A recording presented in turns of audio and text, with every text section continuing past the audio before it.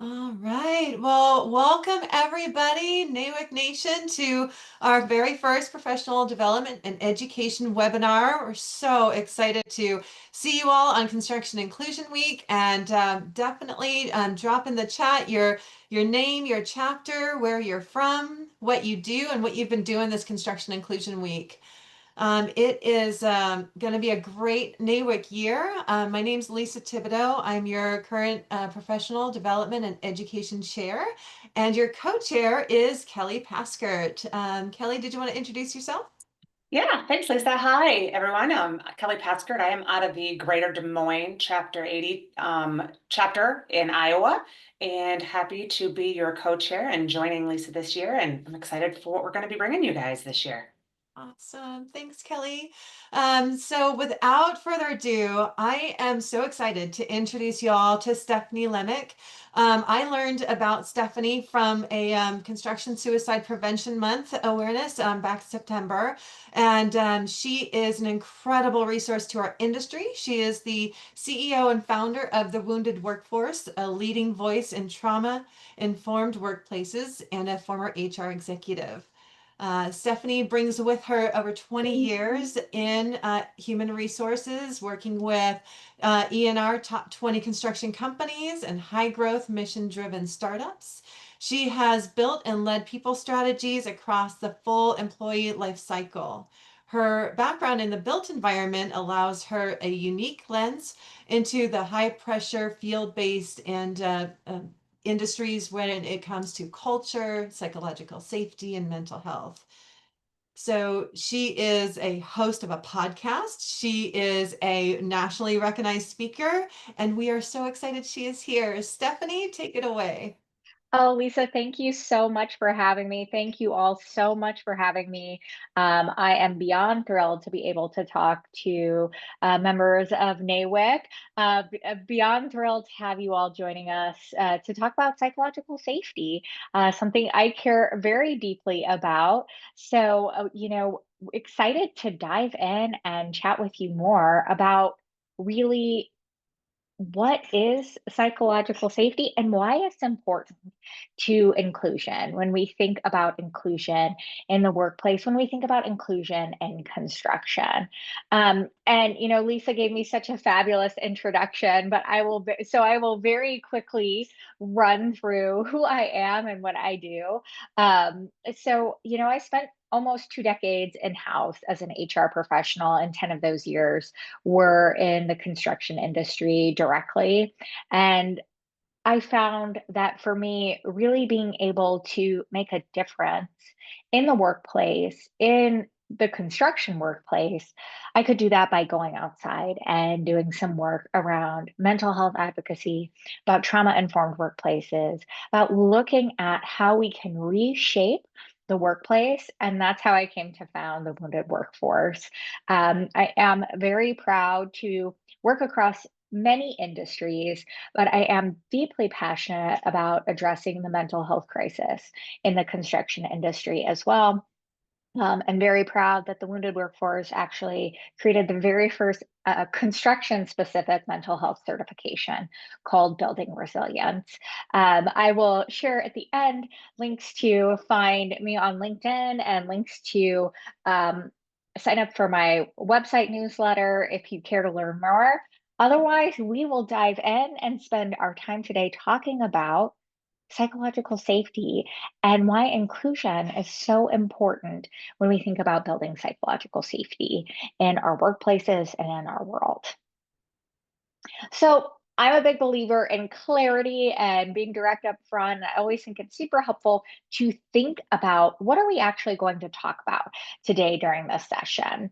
And we really want to focus in on construction. This is the National Association of Women in Construction. It is the conclusion of Construction Inclusion Week. So we really want to understand psychological safety in the context of the construction industry. We also want to talk about inclusion in the context of the construction industry.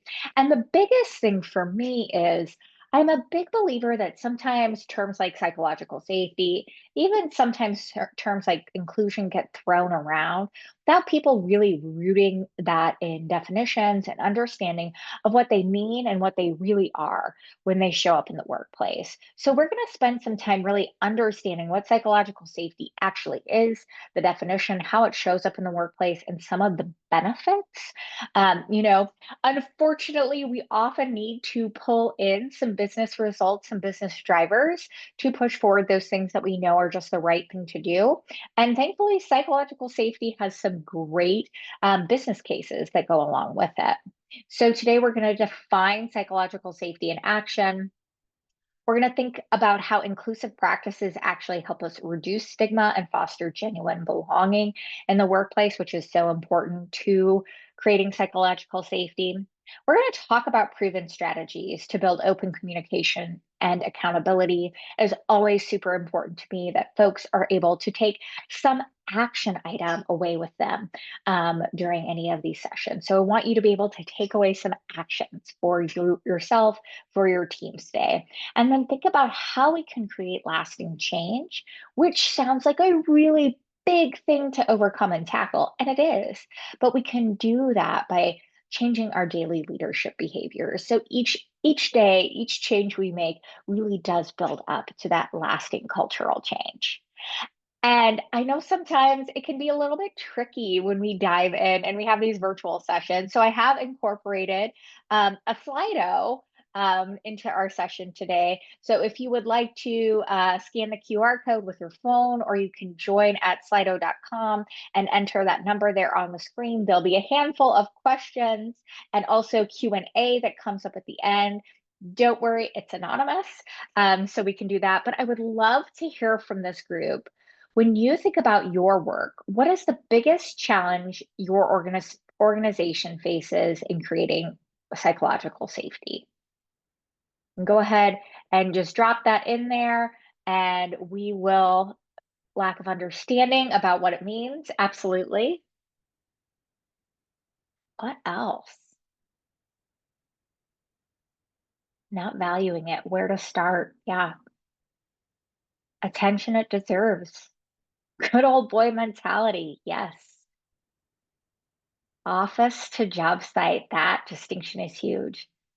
Poor behaviors that aren't challenged or tolerated or reprimanded. Yeah. Oh, yeah. I have this quote I love to say. So often we invest in culture and what we do in culture. And you see people talking about cultures on their website, culture information. And I always say our culture is defined by the worst behavior we're willing to tolerate. We so often look to those best behaviors, but the worst behavior we tolerate actually defines our culture in an organization. The stigma around mental health as weakness, and things like psychologically safety being dismissed as woke culture. Is HR really on my side? Mental health as being a weakness. Education, but no implementation. These are so great. These are so true. And I love some of the commentary that is showing up around mental health stigma. Absolutely is a huge challenge when we look at psychological safety. And then also, we are in an incredibly challenging time when it comes to talking about psychological safety, talking about inclusion, just giving the dynamics we're seeing around diversity, equity, and inclusion, seeing some of the conversation, some of the lack of understanding, some of the woke challenges. And really, the idea is, and this is so important to my work, how do we actually find ways to call folks in, to call everyone in to how psychological safety really matters in construction, and how we can use it to be better and build better work. Amazing. Thank you so much. Feel free to keep answering and adding these in. We'll have them at the end and be able to share as well. I appreciate the feedback. This makes for such a better and more interesting session, and it's when you guys share. So thank you so much. So we heard in the comments, and I mentioned it starting out, there is really that challenge around psychological safety and understanding what it actually is. We'll start with, why it matters and some of that business case around it. Psychological safety is the foundation of high performing teams. It is so key for innovation, and it's really important when it comes to inclusion. And we'll dive deeper here as well. And psychological safety is actually one of the key factors that shows when a workplace or team is going to thrive, both in terms of their own feelings, engagement, their own mental well being, as also in terms of work results. And so when we think about what psychological safety looks like in action, when we see a psychologically safe team in the construction industry, we see team members that are speaking up. So folks are reporting safety hazards, quality issues before they become incidents. They share ideas. We're talking about contributing feedback, innovative solutions, kind of improving processes, brainstorming, kind of that there are no stupid, there are no bad ideas mentality. And we stay committed in psychologically safe teams. We're engaged, we're loyal, we want to work together towards that goal, and we want to work together towards each other. Without psychological safety, we're going to see silence. We're going to potentially see safety incidents, quality incidents, productivity issues. We're going to see turnover, which we know the talent shortage in construction is such a huge challenge and issue. So that turnover really becomes something important to highlight. And then burnout. When I speak about mental health in construction, a lot of times one of the main things we're tackling is talking about just the level of stress, the high intensity of the work, the pace, and how it is so likely that folks experience burnout in this industry. Psychological safety can help us avoid and recover from burnout because it helps us be clear and speak up and avoid these challenges. What the heck is psychological safety, though? So, psychological safety is one of those terms that gets thrown around. I kind of jokingly say I think psychological safety is kind of that sexy thing everyone's talking about right now. It's the thing that everyone wants to bring up, everyone wants to build. Well, how do we actually do it? So, psychological safety is the belief that you can actually speak up, make mistakes, and be yourself without fear of punishment or humiliation. And so, this is really key. It is that felt permission for candor. I can show up, I can be myself, I can be honest, I can be clear. And there aren't going to be repercussions, whether they are formal repercussions like getting fired or moving jobs or having less opportunity, or informal repercussions like people, maybe not wanting to join you for lunch or not being super friendly with you. Both those formal and informal repercussions are key here when we think about psychological safety. And the thing about psychological safety, where I think sometimes it can get a bad rap, especially in the construction industry, is sometimes people think about psychological safety as, oh, everyone needs this warm, friendly hug, or we need to walk on eggshells. That's actually not true at all. Psychological safety actually isn't about comfort. It's about trust and how we build trust in each other. In fact, a lot of times in really psychologically safe environments, we're having uncomfortable conversations quite a bit. And so it's not about comfort, it's about being able to talk about things, to address them, to kind of speak about the elephant in the room. And it's also not about lowering standards. I know this is one that comes up as well, especially when we lump, psychological safety into, woke culture or, touchy feely things in construction. That's not what it's about either. It is about being clear, transparent, and psychological safety coexists with high expectations and accountability. I actually am a huge believer that when it comes to psychological safety, it comes to mental health and well being in general, accountability is actually super important. The key here is, are we being clear up front about our expectations? Are expectations clear and easy to understand? And are we being consistent as well? Accountability is great because if I do something wrong, I let the team down. My team needs to see that I'm accountable for that. And then also, I want to be held accountable so I can do my best. And sometimes we all know sometimes someone needs just a quick kick in the behind, proverbially, to get back on track. And so accountability becomes so important. So this becomes an example when we think about how is this showing up in construction. So we've given the definition. This is what this looks like, and it's kind of you know a it's a more flexible definition. It's a little bit harder to visualize. So let's visualize it specifically for construction. That means workers are going to report near misses, question unsafe practices, ask for help is a big one. I know asking for help, being vulnerable, saying, I don't know, those are sometimes the biggest challenges we face in the industry. They are some of the biggest signs of a psychologically safe environment. And we need to be able to see these things, do all these things without fear of retaliation or ridicule. And again, that's both from those formal and informal formats. So I want to arm you with the information that helps you showcase that business case. I spent 2 decades in HR, so I know sometimes you have to go in with the data, with the facts. I also know that in construction, you all love data, facts, numbers. So let's talk about the actual business case for psychological safety. So one of my favorite statistics, one of my favorite studies to talk about when it comes to psychological safety is work done by the Google Project Aristotle project. And if you're interested in learning more, you can Google this. It's funny how it works out that way. It's great information, but Google did research to try and understand what actually makes for a truly high performing team. And this is kind of where psychological safety becomes that buzzword.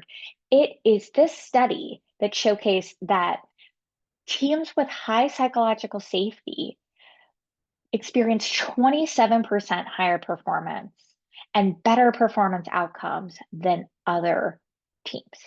So that is so significant. And when we think about the behaviors of a psychologically safe team, it makes sense because it's like, oh, Stephanie, you're about to make a mistake. Here, let me help you and make sure you avoid that. That can help improve performance. Super interesting information, super interesting research. If you like to dig into the details of the information, highly recommend checking out the information around the Project Aristotle research, also some of the details on what they were specifically looking for. If you are a reader and want to dive in to some more kind of research heavy information around psychological safety and performance, there is a fantastic book by Amy C. Edmondson called The Fearless Organization. And so she is a researcher, she is a psychologist, and she is really at the forefront of research around psychological safety and identifying why it is so powerful in terms of high performing teams, also in terms of preventing serious incidents. So a lot of her early research was done in hospitals and medical facilities and trying to see how teams avoided mistakes. And again, it comes down to psychological safety. Fabulous book. It's pretty research heavy. It's also great in audio, but Amy C. Edmondson is a fabulous speaker when it comes to psychological safety. If you're looking for more information and resources, highly recommend checking out her work. Really helpful in terms of diving deeper there. When we look at retention, so retention is always a super, super high priority when we think about talented individuals, those specific talent, the specific experience that we need in construction. When we think about project timelines and success and just holding on to the talent that we need in a really competitive market, employees are 76% more likely to stay with companies they feel psychologically safe. And this is data we find from Gallup, which Gallup is a prominent researcher on all things well-being, employee engagement, customer engagement. So this is something that they've identified as well as being significant when it comes to across any industry. And then when we look at the construction specific case for psychological safety, we actually see 100% better safety culture in construction when we see psychological safety. We see improved reporting and quality. And this is based on information and studies from 2022 from CPWR and NIOSH. Great information, great data that shows specific to construction how we can showcase better results around safety, around performance. And again, when you're looking at creating this business case, making sure we're not just avoiding the challenges that we can do, this is so super helpful in terms of creating that experience. So we've got the business case. We know that this is important. We know what this looks like. So again, we've got the data. What does it look like in action?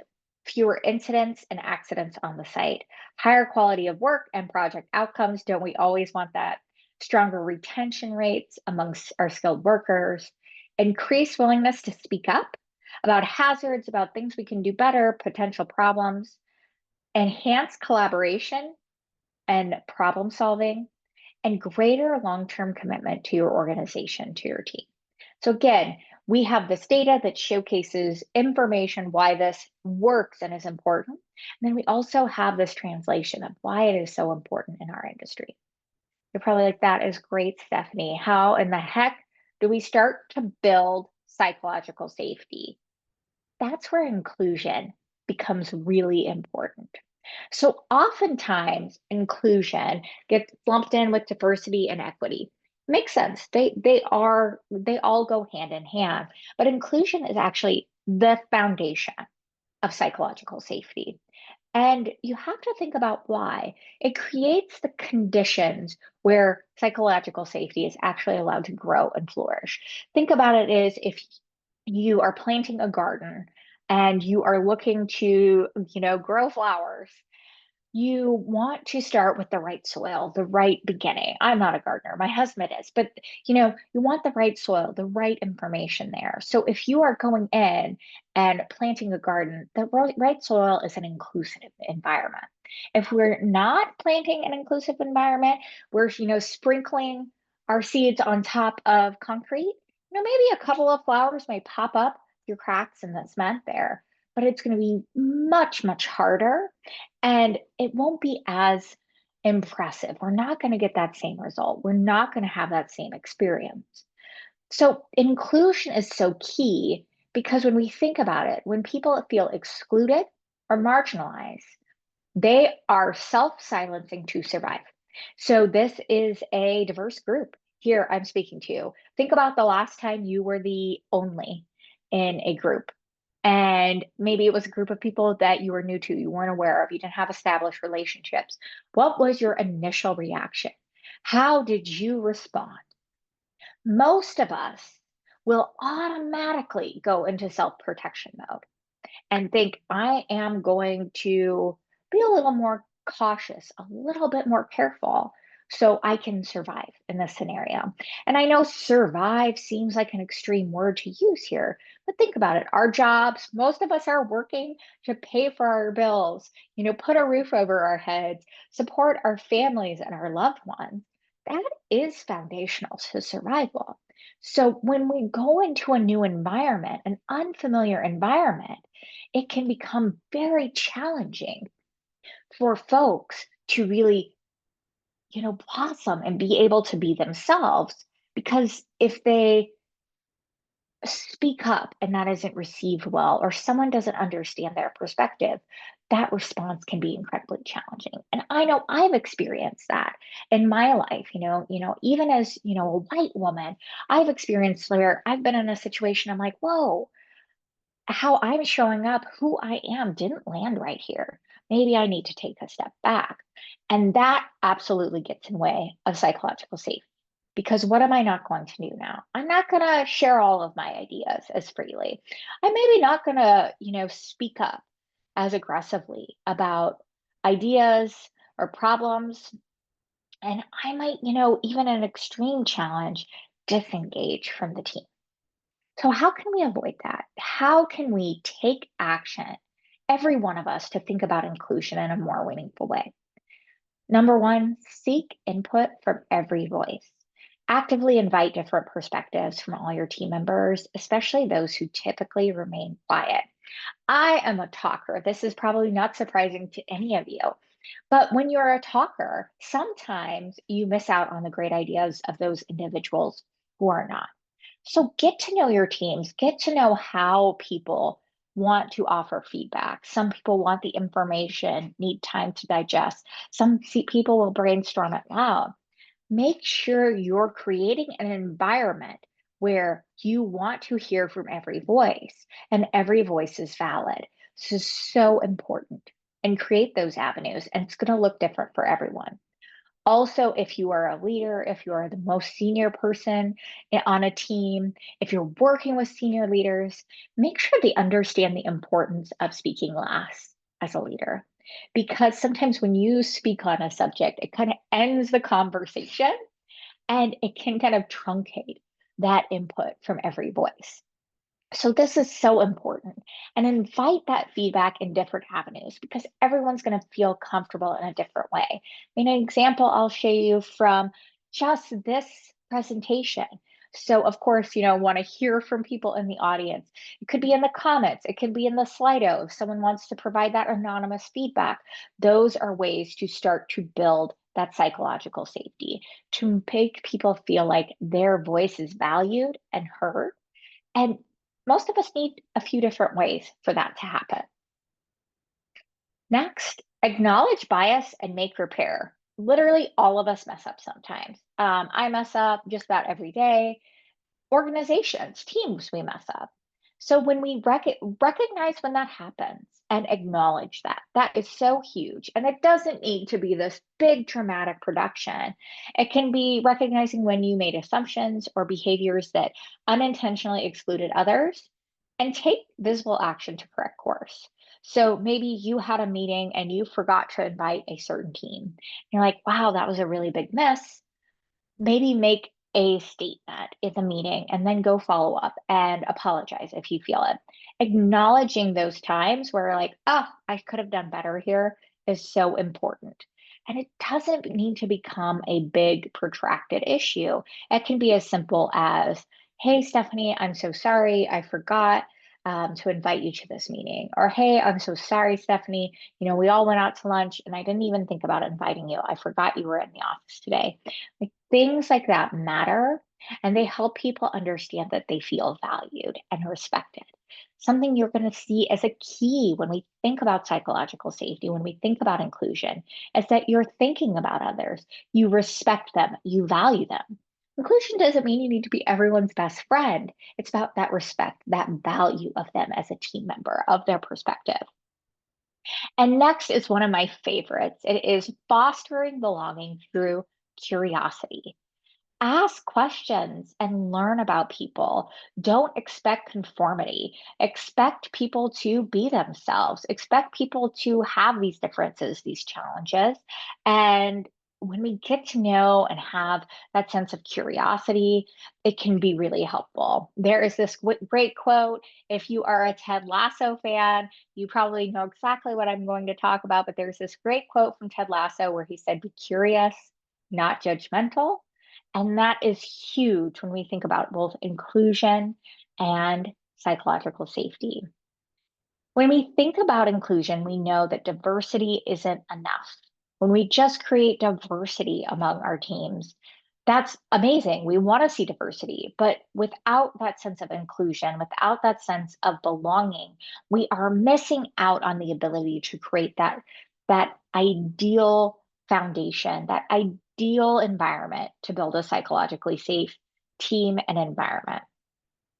So think about, how can I build environments, build teams where different perspectives aren't just tolerated, they're actively valued and integrated in how we do our work. And now I want to hear from you again. When you think about your own organization, and this is again anonymous, what do people in your organization hesitate to talk about? What are those things that keep people from having, maybe those tough conversations, those conversations that may come up only through a very psychologically safe environment?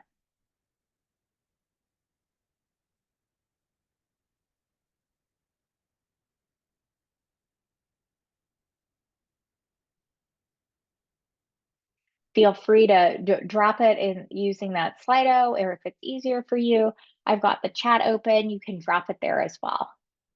Lack of inclusion. Yeah. Changing processes. Okay. What else? Neurodivergence. That is a great one. Family, we see in the comments, challenging the bad behavior by the most powerful people. Absolutely. Burnout, power differentials. Yes, power dynamics. Not everyone being treated equally. 100%. Absolutely. Those really tricky, tough things. Absolutely. That we have a hard time talking about.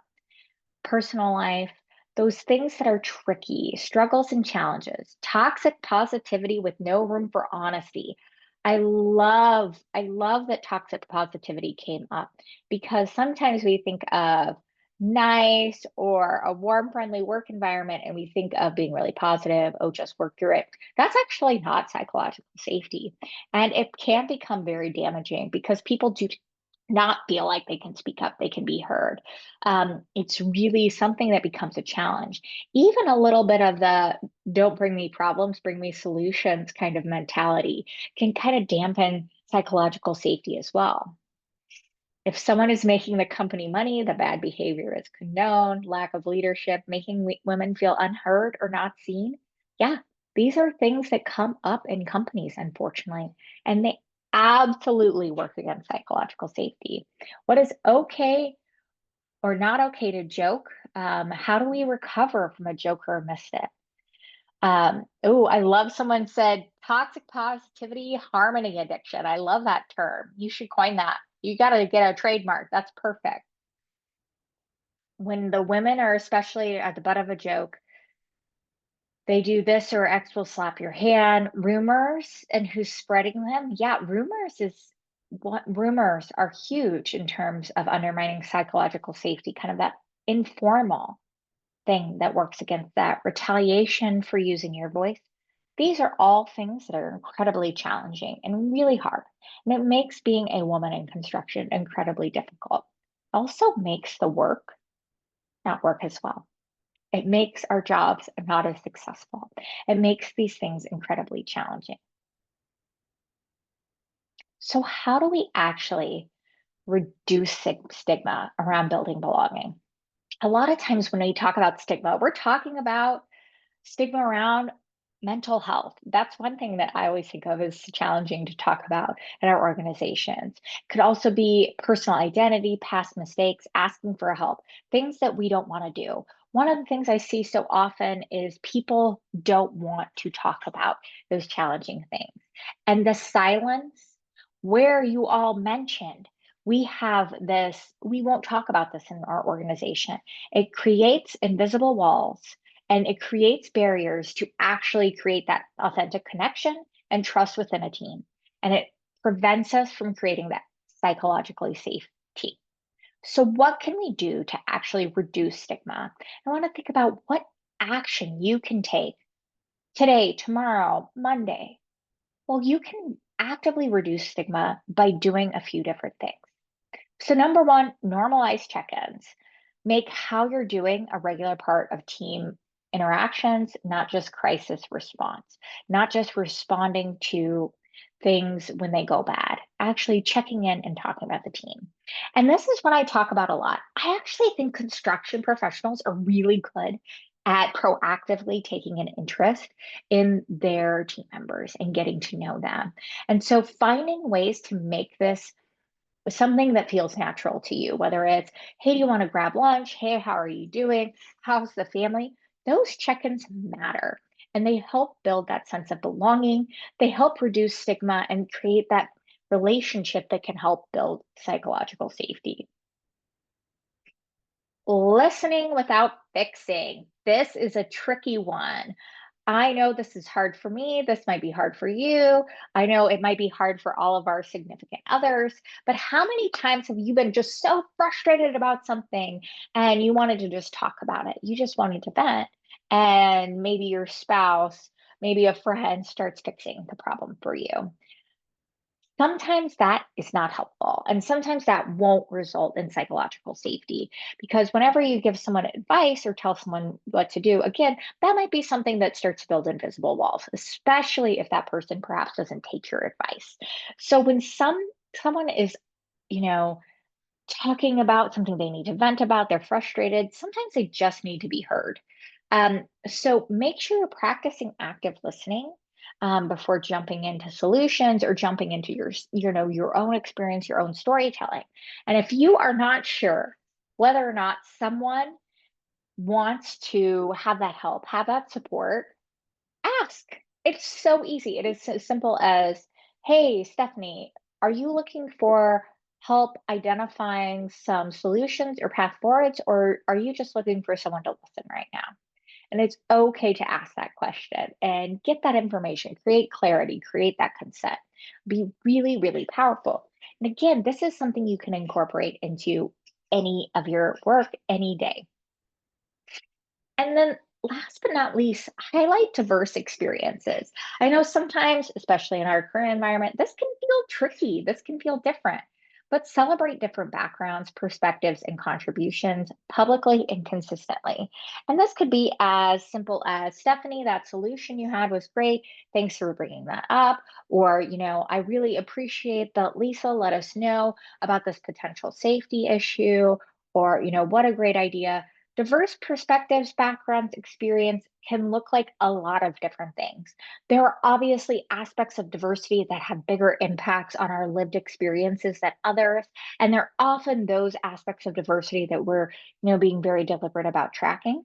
But all of us have an aspect of different experience and diversity. And all of those different ways we can highlight the different experiences, different backgrounds, different problem solving methods is really amazing and can be a great way to build that psychological safety.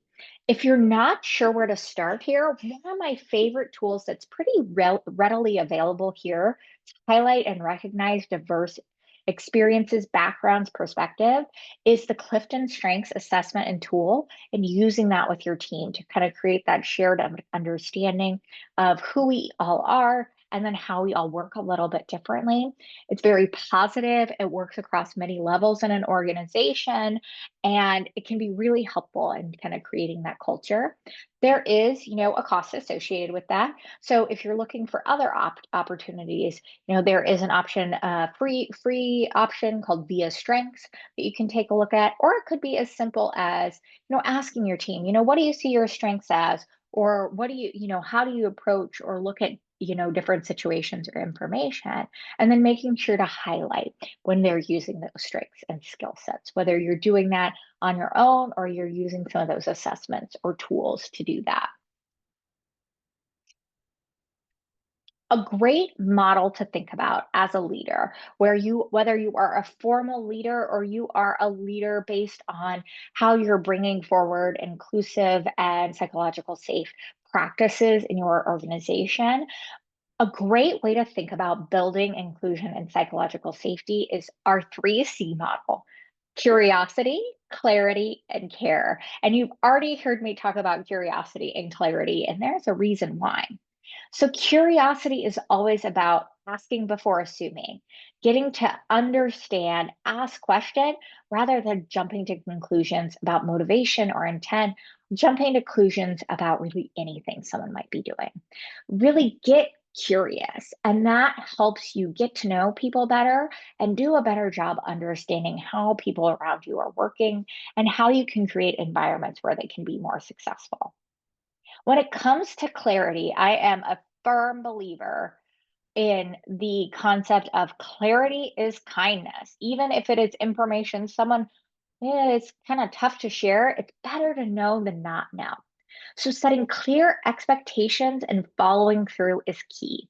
And again, when we have that pushback around accountability, around strong performance and psychological safety, this clarity is so important in supporting that sense of accountability and psychological safety. Ambiguity breeds anxiety.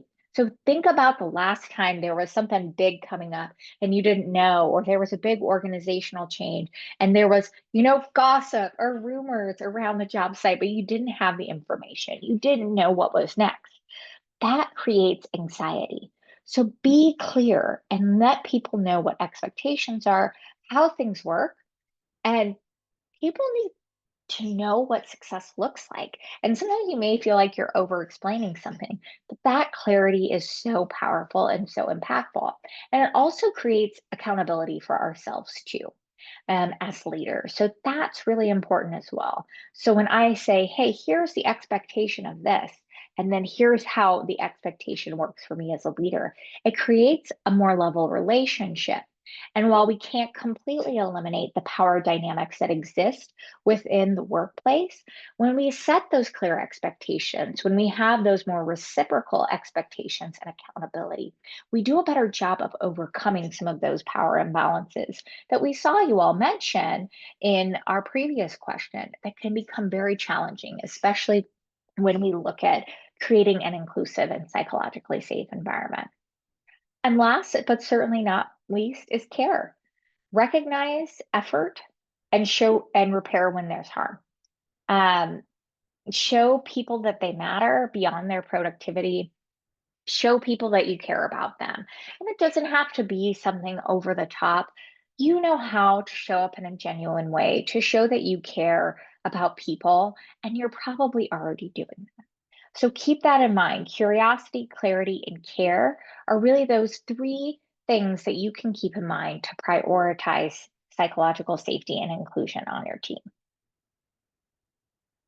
So let's talk about it. This is the biggest pushback I get whenever I talk about anything that's kind of soft in a construction environment. And this is accountability and results. We want accountability and results. It is all about finding balance. It is about how do we create the right environment to be successful? How do we get our work done? Obviously, we have these goals, we have these things we're working toward, so we want to make them happening. So, accountability without safety, that psychological safety, that inclusion equals fear. People are afraid. They don't want to get caught making a mistake. They are looking over their shoulder. They're walking on eggshells. We are missing out on all those benefits that we highlighted of psychological safety. People are hiding their mistakes and they're avoiding taking calculated risk and innovating. Safety, psychological safety, and inclusion without accountability is chaos. We don't have direction, standards slip, we're not probably working to get our work done. So the key is finding that balance. And then that's where, again, those three C's become incredibly helpful for us. We get curious, we care, we drive that clarity to make sure it is pushing through that accountability. And think about accountability in a way that what do we need to drive accountability versus how can I make someone feel bad or make someone feel shame? I think sometimes we over index in construction on shame, on dressing someone down, on making sure we're setting an example. That doesn't necessarily build psychological safety. It can be clear that someone is accountable, that team members are accountable without shaming our team members, and finding that balance is really key. How do we achieve that balance? Balance is tricky, so we want steps to take that we can actually do that. So create shared agreements, create team norms, and be explicit about them. Let people know what the standards is and get that shared agreement. Yes, we will make sure we are all at the safety meeting every morning on time. That is a shared agreement. That's a shared standard. Think about that and make sure the team actively knows. And when new team members join, make sure you're making that clear and communicating those maybe unspoken agreements or standards proactively. Follow up on feedback. Close the loop when someone offers input, offers information, has that information. Oh, my little chief marketing officer, Olive, decided to make appearance.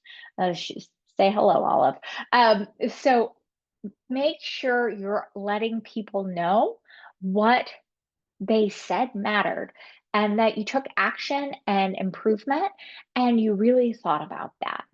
And then recognize inclusive behaviors, celebrate people publicly, and make sure they know that that is something that matters. So make sure that is clear.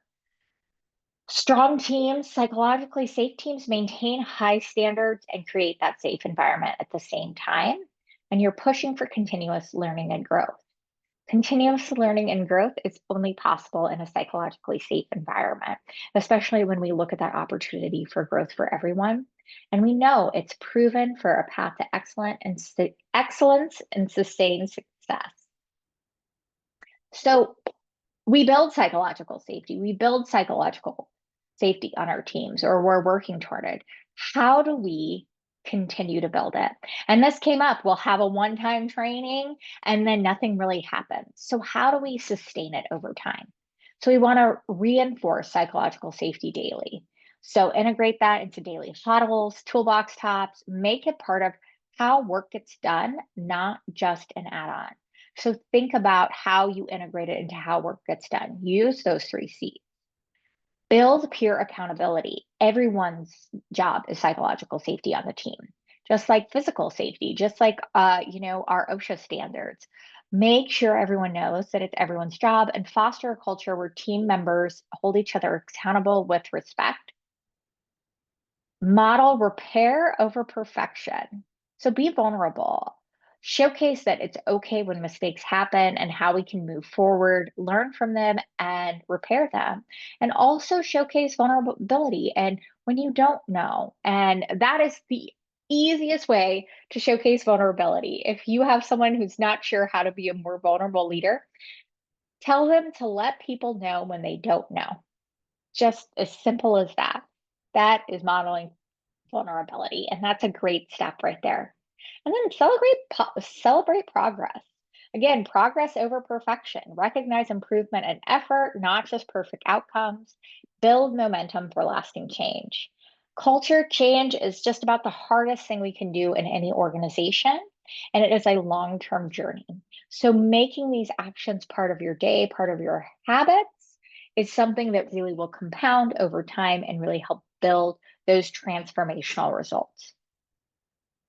So as we think about what you can do, what action you can take, I want you to think about what is one conversation I can start this week. And we'll say Monday. You don't have to, it's Friday. Save it for Monday.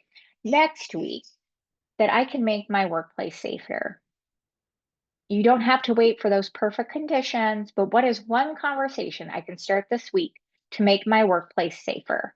And feel free, again, this will be anonymous, drop it in the Slido, or I have the chat open as well if you'd like to share it there.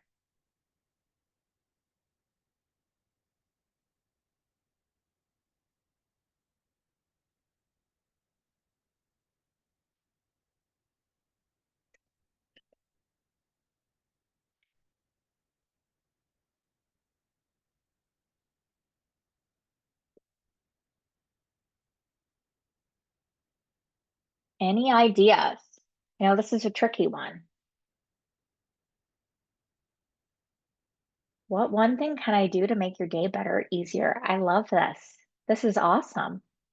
Asking for that input, asking for that feedback, and also sharing that care. We're modeling care and curiosity here. Fabulous. Anything else? Give me a 1 to 2 word description on how you're doing. Love it. Spotlight on a safety concern and ask for input 100%. Let someone know you're here for them if you think they may be having a tough time. These are fantastic. Amazing. Check in on the team. Yeah, how are you doing? Be the person people feel safe around, even if the company culture isn't safe.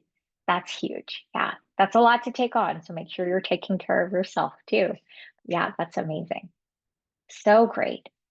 Consider what this is. Maybe you see one up here, you want to take it with you. Think about it. Think about what you can do. Because again, these incremental changes really do matter and do make a difference over time. Asking if there have been times where I haven't been inclusive, asking for feedback. Amazing. Micro behaviors, smile, say hi, be the positive energy. I love this one. Check to make sure someone isn't being overwhelmed with work. How to effectively delegate. Absolutely. Very good. These are such great ideas. And again, think about what works for you and what you can integrate. And those small changes matter. They make a huge difference. Even a smile. Think about the last time someone just smiled at you randomly and how that changed your day. Ask for input from someone who doesn't offer it up. Absolutely. These are great. These are so impactful. So think about that and take this as time to make a commitment. I really challenge you. One of the reasons I always am so excited to speak to women in construction is because I know you all are catalysts for change. You are willing to get in there, go into challenging situations. You care deeply about the work, you care deeply about others. So I know that when you make a commitment, you make this, you are going to be part of that positive change.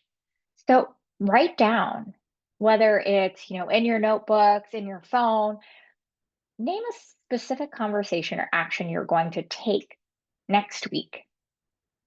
Identify the person. Think about who is it that needs to hear from you? Who is that person? And then make a commitment, set a goal. I always need a timeline. If I don't have a due date, it's not getting done. So set a time frame. Maybe it's next week, maybe it's next Tuesday, maybe it's your next one-on-one. And then follow through. Make sure you're being consistent, and it matters more than perfection. Build that progress. Change starts with one conversation, one acknowledgement, one moment of courage. Building psychological safety, building inclusion on your teams is courageous, and you don't need anyone to tell you that you can start. So really, I encourage you to write something down and take that with you. Psychologically safe and inclusive workplaces are everyone's job. You cannot delegate it, you cannot outsource it. I wish I could, but I can't drop into an organization and magically create psychological safety and inclusion. It is every interaction, every conversation, every decision that team members and leaders make that either works to build psychological safety or erode it. So it's important that we are thoughtful and deliberate about how we can bring this information forward, how we can build environments where people don't just survive, they thrive. Speaking up is expected and encouraged. Mistakes become learning opportunities, not moments of shame. Every person knows that they belong and that they have a place and they are valued on their team. We know the construction industry is changing. The construction industry has to change to be able to sustain the amount of work we know is coming.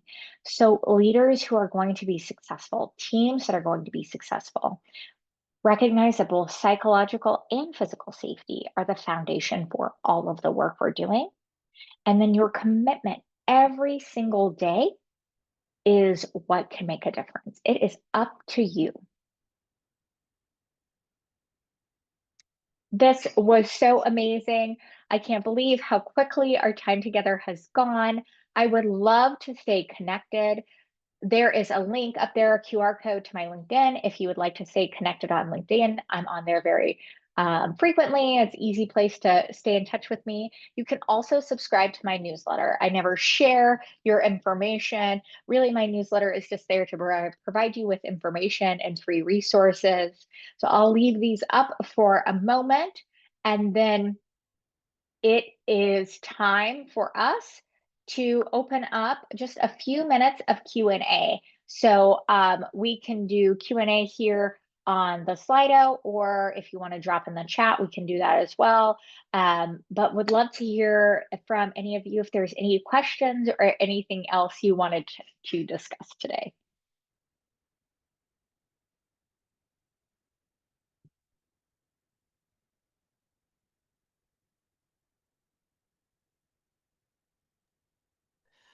I know it takes a few seconds to pop the questions into that Slido, so I'm going to ask you a quick question, Stephanie. Of course. You know, I've been fortunate to be a member of NAWIC for 13 years, and I've certainly learned a lot about being in a room full of people, being the first person in a room, not knowing anybody in there. Do you have any tips or strategies for both chapters to be inclusive of new members or guests, or tips for just networking in general, trying to psych ourselves up to go into a room where we may not know many people?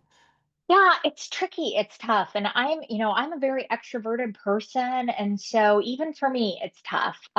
So I always recommend, just acknowledge, be honest with yourself. Oh, this is tricky. Um, and the biggest thing I think, and I think this is especially for women, I think sometimes networking feels icky because there's this just idea around networking as being very transactional, and being, like the finance bros and their vests or whatever. No, networking is about meaningful connection. And so change that in your mind from I want to network to I want to create meaningful connection.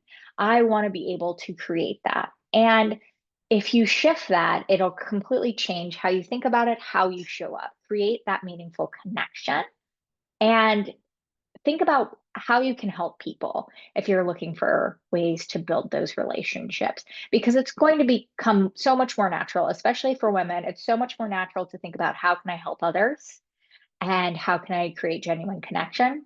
That's what meaningful networking is really about. And as new people are joining, my best recommendation is be effusive. Be so excited to meet this new person. When I think of some of my favorite people I've ever met, they are so excited to see me. And like one of my favorite little, you probably heard her, Olive, she is so excited to see me when I come home. We love that. We want to feel welcome.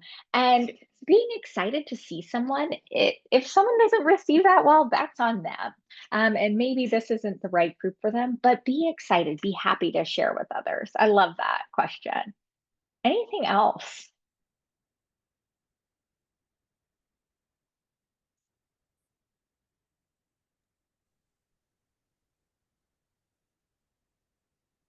I do have one follow-up question because I've been Yeah. watching to see where our attendees are from and kind of their background, their work, what they do. And one of my, I guess the last question that I can think of is, when you're developing teams, since we are have, fast paced, lots of people coming in, going out, what are like the top two recommendations of creating a team?